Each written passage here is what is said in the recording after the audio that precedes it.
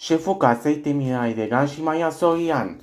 Noul joc preferat al prietenilor din gașca Zuri se numește Șeful casei, inventat de tanti presentatoarea. Jocul are câteva reguli simple. Se întâmplă doar duminica zi de acum dedicată jocului, pe rând printr-un sistem riguros și magic. Se trage la sos numele nidelului din acea zi, nidelul trebuie să preia conducerea întregii case, adică să se ocupe de programul tuturor, în timp ce poate însigna de șeful casei o bunină colorată pe care scrie mare numele jocului. Astăzi, duminică dimineața, putem găsi cașcazuri în sufrageria căsuței sale, pregătindu-se pentru momentul cel mai așteptat al săptămânii, tragere la sorți pentru șeful casei. Fiecare prezintă ce a face dacă ar fi șeful casei. Eu aș organiza o zi educativă și amuzantă în care să învățăm cele mai tare lucruri despre lumea în care trăim, spune Turni încântat. Eu mă gândeam că am putea să mergem la grădina zoologică, uite ce zi frumoasă e. Chiar am putea să o petrecem afară. Adaugă, mulțumesc pe o idee.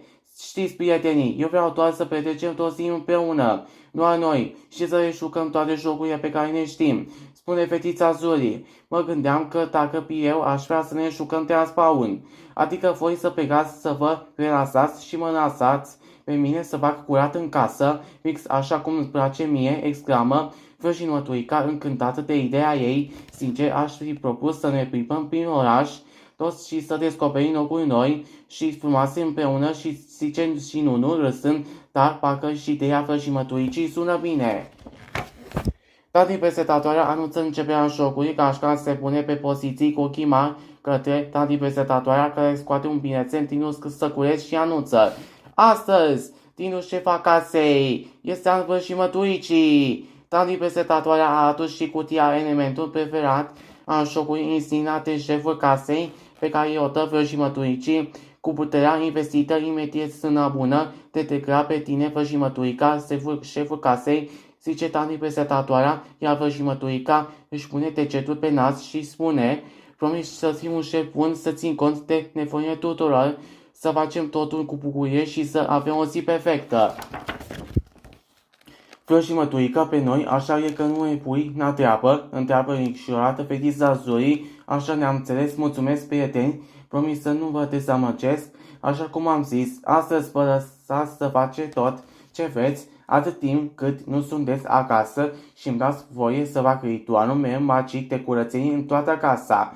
În timp ce Cașca pregătea ziua de relaxare, îmbrăcându-se ca să petreacă timpul de afară, vrăjitoarea Turafura privea atentă toate întâlnirile casei, supărată cum o și Turafura se gândea: cum adică curățătoarea este șefa casei? Nu înțeleg cum se putea așa ceva. Cu toții știm că eu, cea mai tare tată vrăjitoarea din lume, sunt adevărată șefă. Ei, cum să-și dorești să facă urat în casă? Mi-a venit cea mai bună idee din lume.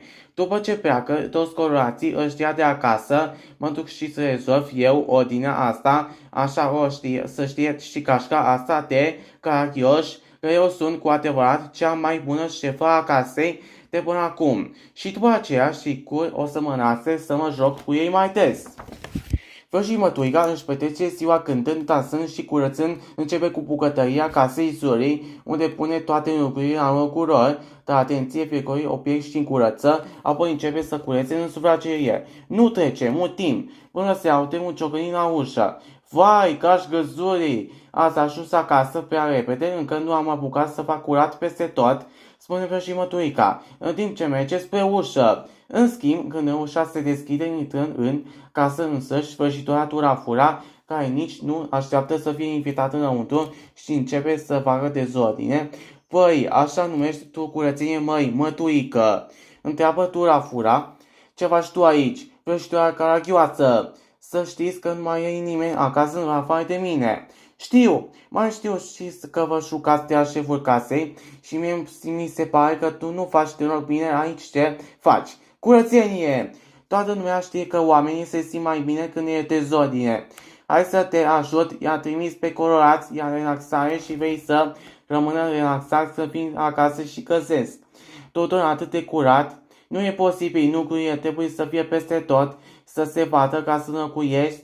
În casa asta, mătura ta face de ordine, a mea face dezordine.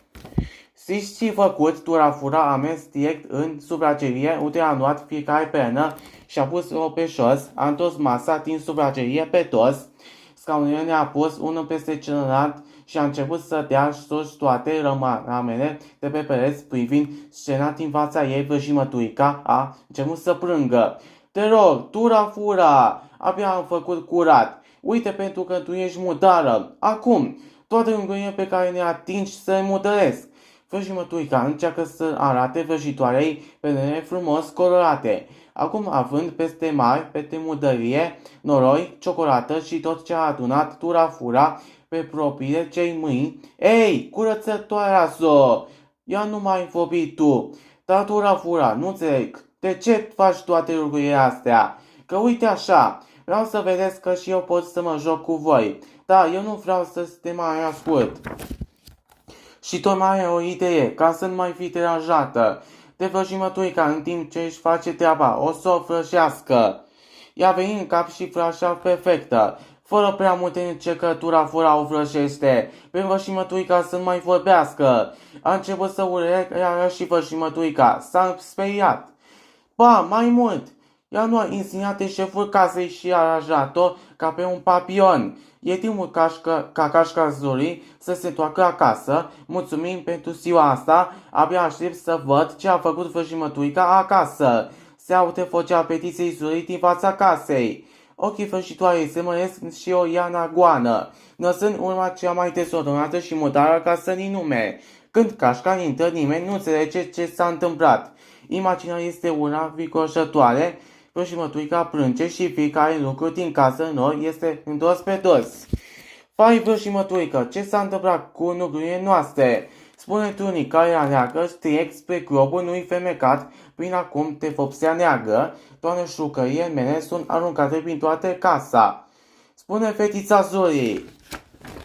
Ce ai făcut la mine în bucătărie, vrăjimătuică? De ce sunt toate oarele mele pe jos?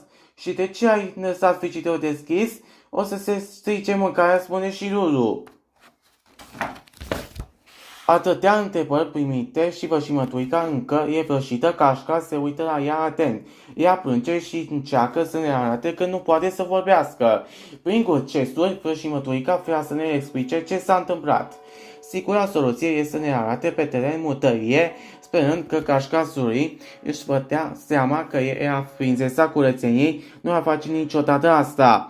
Că a fost însăși vrăjitoarea Turafura de vină, nici nu apucă bine vrăjimătuica să se facă înțeleasa că se aude ce mai rosim de râs din camera anăturată. Cașca Zurii, vă vine să credeți ce ai făcut curățătoarea voastră. A fi vrut să fie cu toată casa, dar știa, stați liniștiți, v-am salvat eu. Cum adică Turafura? Tu ești de vină pentru murdăriate pe lucrurile noastre, întreabă mulțumesc. Și pentru dezordine, spune vrăjitoarea mântă de ea. Adică nu vrăjimătuică, a făcut asta, întreabă Lulu. Nu! Ea a fi vrut să facă curat. Dacă vă vine să credeți, dar stați liniștiți, am venit eu să vă salvez și am dezordonat tot. Cașca Zurii nu știe ce să mai spună, casa rea frăște și tati presentatoarea era în urma lor. Vrăjimătuico, ce s-a întâmplat cu căsuța noastră? Întreabă tati presentatoarea din pragul ușii. Cașca, în șoc fiind, nu poate să răspundă. Vrăjimătuica începe să plângă și mai tare. Dar fiind în continuare vrăjită, nu poate explica. Adică nu-ți place? Întreabă Turafura. Cum să-ți placă vrăjitoarea caragioasă? Dar doar ai văzut ce dezordine ei? A, păi, știi? Vrăjimătuica nu e bună să fie șefa casei.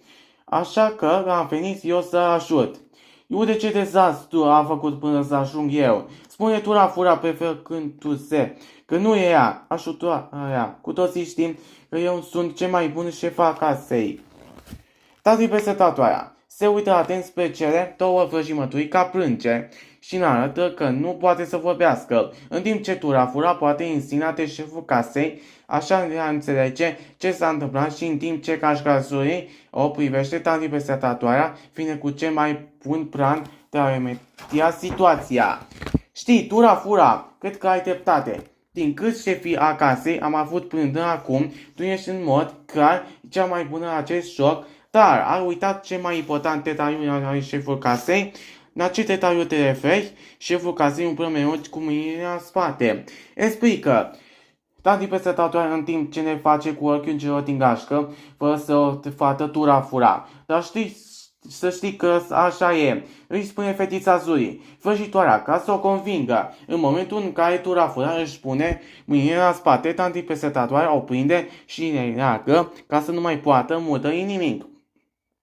Fetița Zuri a repetă insină de șeful casei și o tinde direct spre prietenia ei, vrăjimătuica. M-ați prins, coronaților! Bine, de fapt, eu am murdărit totuși și vrăjimătuica a vrut să curețe. Am și vrăjit-o ca să nu mai poată vorbi, dar să știți că eu de fapt vreau să mă joc cu voi și atât. Tani presătătoare a explicat apoi vrăjimătuicii că niciun om mare nu poate să vrăjească un copil, că nimeni nu-ți ia vocea, dar atunci când ești mic și cineva mai țipă la ține, poate să te sperie atât de tare încât să te temei să mai vorbești. Vrăjimătuica și-a dat seama că de fapt are voce și a găsit puterea să o înfunde pe tura-fura. Mulțumesc, tura-fura, pentru că ai creat dezastrul acesta în căsuța noastră și ai încercat să mă vrăjești. Nu o să-și dea voie să te joci cu noi te șeful casei decât dacă îți cer scuze. Ei, să-mi cer scuze! Eu nu am greșit cu nimic. Cum să nu? Spune vrăjimătuică. Să știi că pe mine m-ai făcut foarte tristă. Și ai și mutărit toate lucrurile pe care eu ne-am curățat cu atenție și iubire. Te rog să-și ceri scuze dacă vrei să te joci cu noi. Ia uite că nu vreau. Și pentru că tura-fura a refuzat să-și ceară scuze cașcazurii, a întins în același timp pumnul întreb și toți au început să spună: Tu te învârti, tu-te! Tu te învârti, tu-te! Tu te învârti, tu-te! Hip, hip, ura! Am scăpat de tura-fura! Mulțumesc, prieteni, nu știu ce mai face. Vă voi, mulțumesc, tanti presătătoarea, spune vrăjimătuica. Împreună echipa începe să curețe și să aranjeze casa prin voie bună și armonie până când se încheie duminica, lucrurile intră normal și toată lumea e bucuroasă în casa Zurii. Sfârșit!